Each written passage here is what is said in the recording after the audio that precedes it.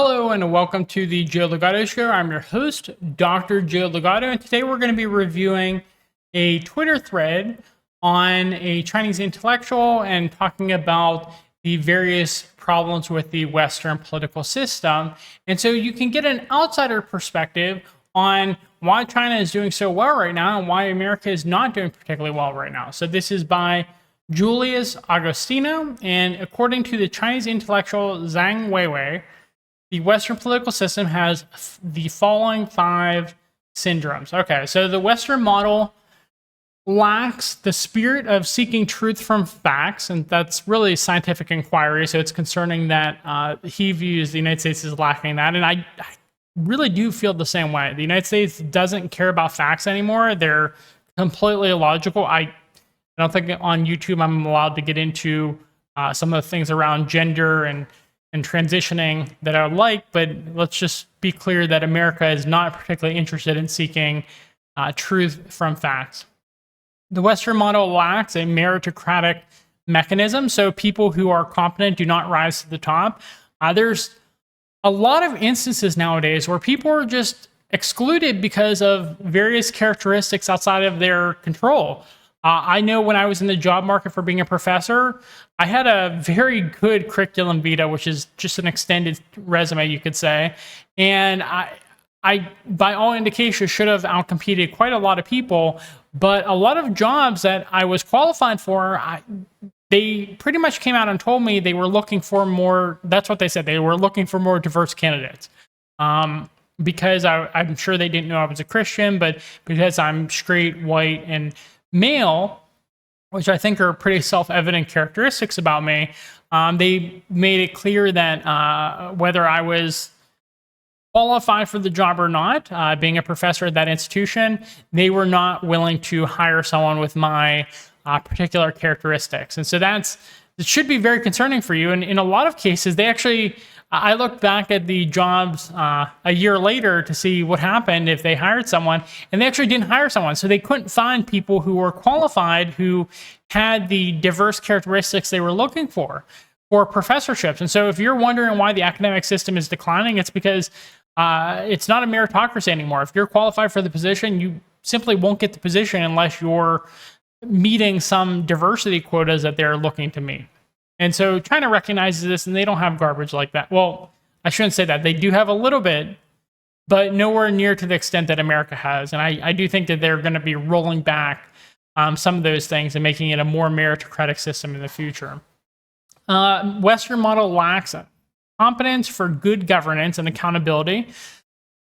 Oh, there's so many things about various types of organizations in the West where it's like they're just so used to having unlimited money in a lot of ways that they just don't work hard at being competent. They don't work hard at having a good governance structure. They don't work hard at having accountability.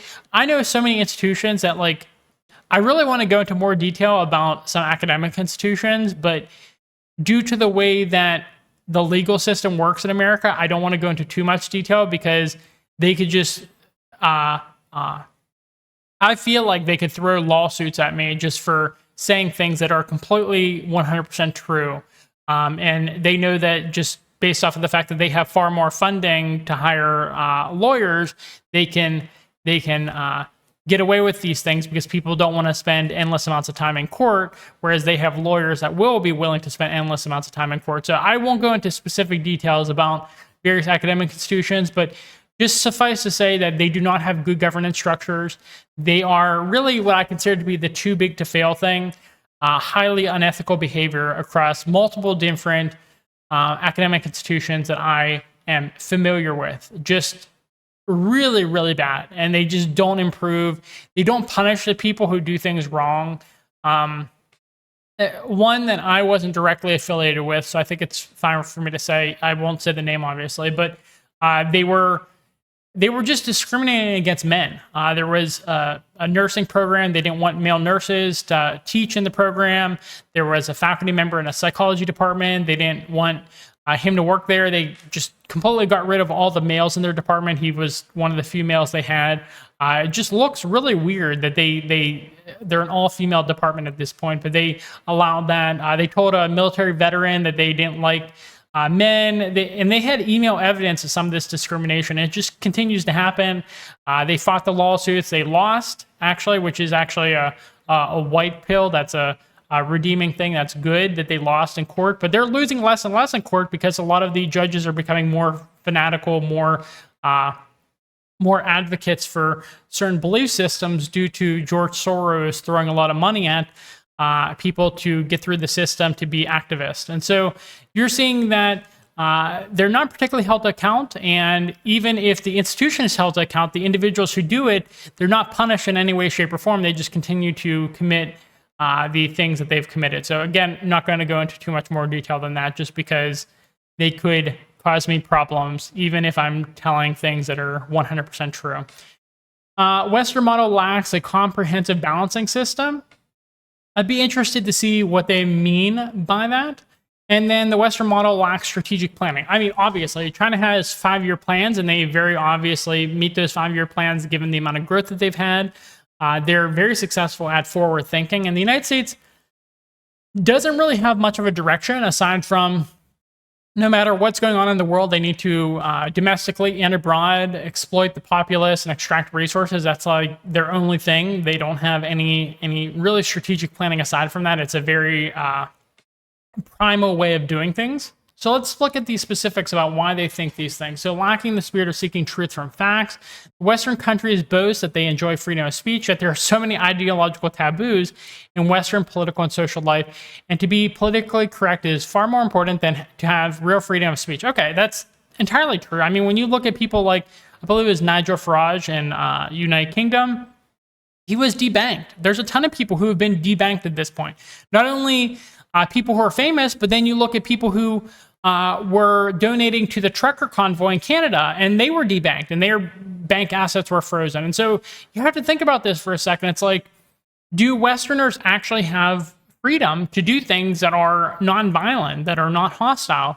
And the answer is absolutely not. There are so many taboos in the West. I know of entire psychology classes. Like, the thing is, if you look at psychology curriculums, if you looked, say, 50 years ago, 70 years ago, things like that, you would see a class on intelligence in the curriculum. That was something we could talk about. And you will not see a class on intelligence at most institutions now, because there are some inconvenient facts about differences in intelligence that people in charge do not want you to know. And it is an inconvenient fact. The fact that there are differences in intelligence, that it is a distribution of data, that's very sad. And some people, unfortunately, given the way the world is going and giving technological advances, some people are just simply already incapable of learning how to do certain jobs. I don't know how much I want to go into detail. So yeah, I'm so used to being a professor and not talking about these subjects related to differences in intelligence. And so I'm not going to go into too much more detail than that, but that is a taboo in the West. And given that I'm still publishing my content on Western platforms, I can't go into too much more detail than that, but understand that there are a lot of taboos. Even in places that should be marketplaces of ideas, like academic institutions, there are a lot of taboos, things that you just can't talk about. That was a major frustration, a major reason that I went to content creation instead of being an academic anymore.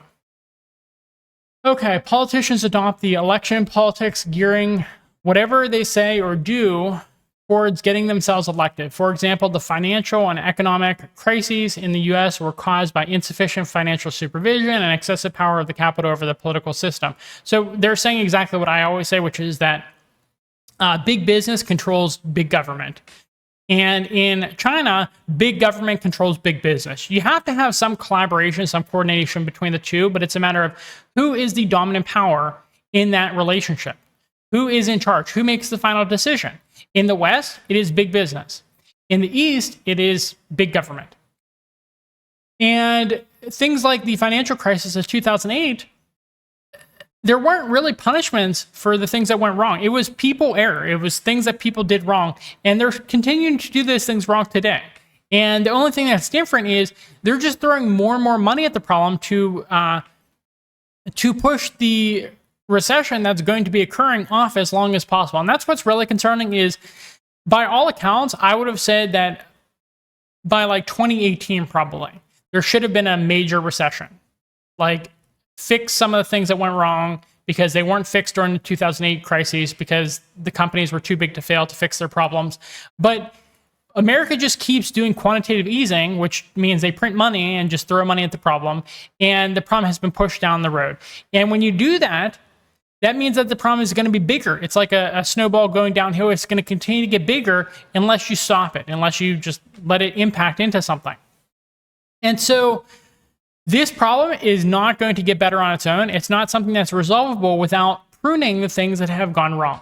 And the system is not allowing that right now. And so the next recession, and I've said this before, the next recession, once it's actually allowed to happen and once the money printing is not available anymore, because the thing is, countries around the world and people within the United States are starting to realize how worthless the United States dollar is. Once that happens, the recession is going to be the final recession for America. It's not going to be able to exist in any way, shape, or form that is recognizable after this next recession. Okay, but the two American political parties were reluctant to view these issues with a truth-seeking attitude. Instead, they shifted blame on each other or even on China. So they blamed everyone but themselves for the political problems in the United States. Lacking a meritocratic mechanism, the Western world today suffers from a lack of competent leaders with strategic visions. Multi-party democracy has become a showbiz democracy. So people lie constantly. They tell you whatever they want to hear, whatever you want to hear to get your vote, and then they do the same thing for the next election cycle. And it's all about election cycles. It's not about actual governance. People get in, if they're new to the job, they spend a year just like adjusting to the job. They might spend a year working, and then if it's a 4-year term, they spend the next 2 years campaigning to get reelected. And so that's just how American democracy works. There's never actual functioning going on.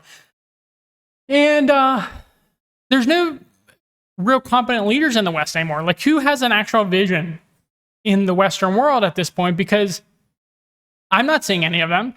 You see people going for third-party or independent runs, and they're actually just as controlled as the people in the duopoly. They have the same people working in the background for them, and it all leads to the same outcome. Actually, for the Israeli crisis, the Israel-Palestine war that's going on right now, the same thing happened where you had people who are supposedly third-party, supposedly independent, and they're still parroting the same lines as the duopoly, still lying to the people about what is going on during that crisis. Okay, so it is more about showmanship than leadership. Democracy has degenerated into elections, elections into marketing, and marketing into competing for money, resources, PR for tricks, and ruses for shows and images. So thing is, big money controls politics in America. It really does to a very large extent. America just is not able to get any politicians elected who are actually for the people, because in order to get elected, you have to have big money behind you. Promises made by politicians are not meant to be honored. All they do is to present a great show and win the next election. Really spot on there. Politicians all try to curry favors with their voters by promising welfare and other benefits, which eventually exhaust their national treasuries. I mean, what treasuries are left at this point? The interest on our debt right now is more than our entire defense budget for a year. So it's just concerning. Lacking competence for good governance and accountability, the sharp clashes between the Democratic and Republican Party have turned that should be clashes, have turned U.S. democracy into the byword for low efficiency and shrinking responsibility. No one has ever been held accountable for the 2008 financial crisis. So that's the thing where, like, I talk about this a lot. Leaders are supposed to get a lot of benefits from leaders, but they're also supposed to take on the most risks. They're supposed to be responsible if things go wrong. And America has cowardly leaders, and they push the responsibility, the consequences of their actions onto other people while still getting all the benefits of their positions. And so it's concerning that we don't have any good leaders. And this isn't only about politicians, but also big business, about academic institutions across the board. It's just complete cowardice in all of our leadership positions, through all of our institutions throughout society. And that's why in other videos I go over how people are losing trust in all institutions. Okay, lacking a comprehensive balancing system. So this was the one point that wasn't particularly self-evident to me, so I'm interested to see what they have to say here. There's a grave imbalance between state revenues and expenditures, which create severe financial deficits and indebted economies in many Western countries. Okay, so they're saying that Okay, comprehensive balancing system. So they're saying that people are spending more than they actually have, and that's occurring on a governmental level, on a business level, on an individual level. People are spending far more than they actually have to spend. Yeah, and it creates deficits. But the thing is, the West just believes that they can have these deficits forever because people will always believe in the US dollar. But like, if you're not making any goods and services that are of value to the rest of the world, people are not going to believe in the US dollar anymore. Western political structures lacks a balance between the political power, social power, and capital power. The imbalances turn Western democracies into moneytocracies. Okay, that's an interesting term. I've never heard that before. Particularly in the United States, the main source for funding for Obama was Wall Street. So again, big business, the banking clans, as I like to call them, they control the West. And the final point, lacking strategic planning. The Western political system lacks a holistic vision of strategic planning.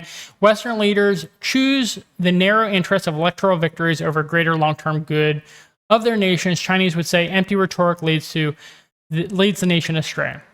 So interesting 5 points there. Do you agree with all those 5 points? Do you disagree with any of them?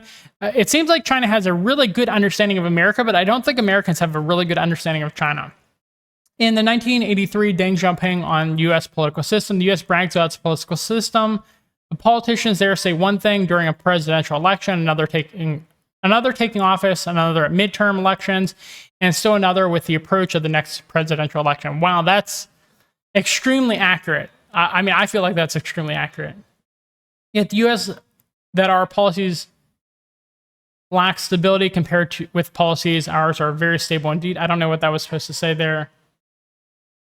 Okay, so just some book recommendations here. So hopefully you found that interesting. I'd really be interested to see what people say about these 5 points. Is there anything you disagree with? Do you think that China shows any of these problems? I mean, they just seem to have a good understanding about how they should function as a nation. And going off of that strategic planning, that last one, what is the direction of America? Like, if you had to guess, I feel like if you ask the average Chinese person, they would understand the direction of the country and like what their goals are as a nation. Does anyone have any idea what the goals are of the United States? I mean, I study geopolitics and I talk about that as my full-time job now.